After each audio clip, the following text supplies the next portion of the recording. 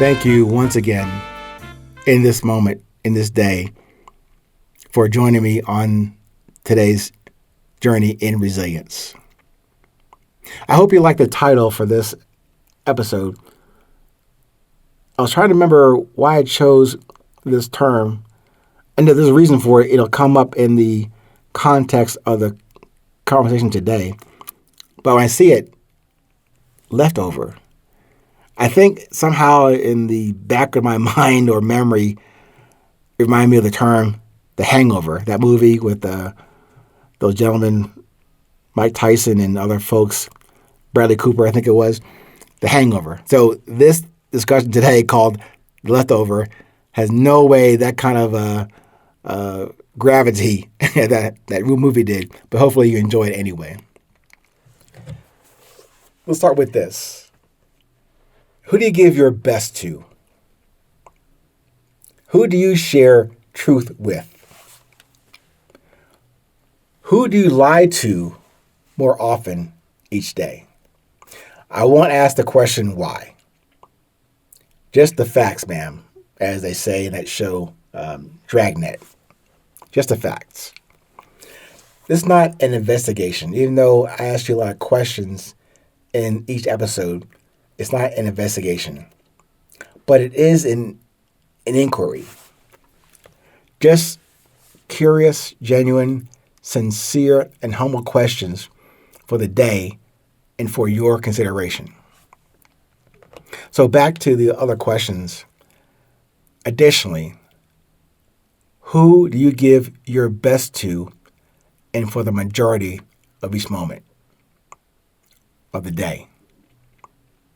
You have received the grace to enjoy and to produce from each day and each moment.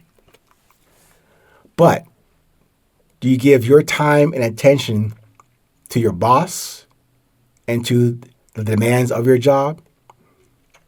Do you pay attention to the IRS bill that's way overdue? What about the neighbors who complain about the untidiness of your front yard? What about the clients and customers who you pitch your ideas and solutions to their problems in countless meetings and presentations? I know all these questions I'm throwing at you today, but just one more as a summary. If all those questions do indicate your priorities and obligations for your time and attention, maybe your purpose and message and drive priority, what do you have left to give to yourself? After all those questions I asked of you, and you consider them, what do you have left to give to yourself? The one you should love first. And what do you have left to share with another person in terms of love and producing something now together? Given those earlier questions about where you spend quality time and duration and focus of all your talents, all your uniqueness, you only get the leftover. Your significant other only gets the leftover of you. I heard a recording the other day between Mr. James Baldwin and Miss Nikki Giovanni about love and lying and faking it with the person or persons you share intimate details with. The way Miss Giovanni so eloquently put the conversation into context with Mr. Baldwin. She was asking him to lie to her just as you lie to your bosses or customers or clients or to total strangers on the street. How do you respond to those who abjectly hate and resist your simple and very presence? She, Miss Giovanni, was saying, you lie to them for appearance and comportment. Mr. Baldwin was visibly taken aback with the apparent absurdity of lying to Miss Giovanni and in the glare of expressing love to her. But whether she was kidding or directly, brutally direct and honest about our general habits and routines, I personally was shocked into reality of having done that myself over many decades that I care to remember.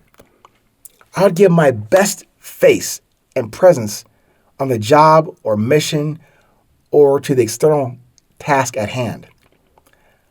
I would often state my resilience about only having one face and presence, whether at play, at work, at home with myself, or by myself, or with someone else.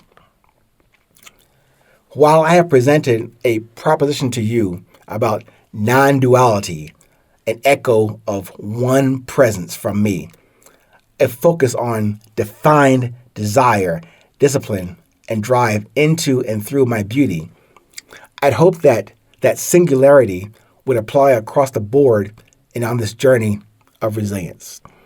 But that conversation between Miss Giovanni and Mr. Baldwin gave me pause. Perhaps I should give my best to myself, to my Creator first, before I insert this deference to anyone or anything external to my presence, purpose, and message. I'm wondering how you see that.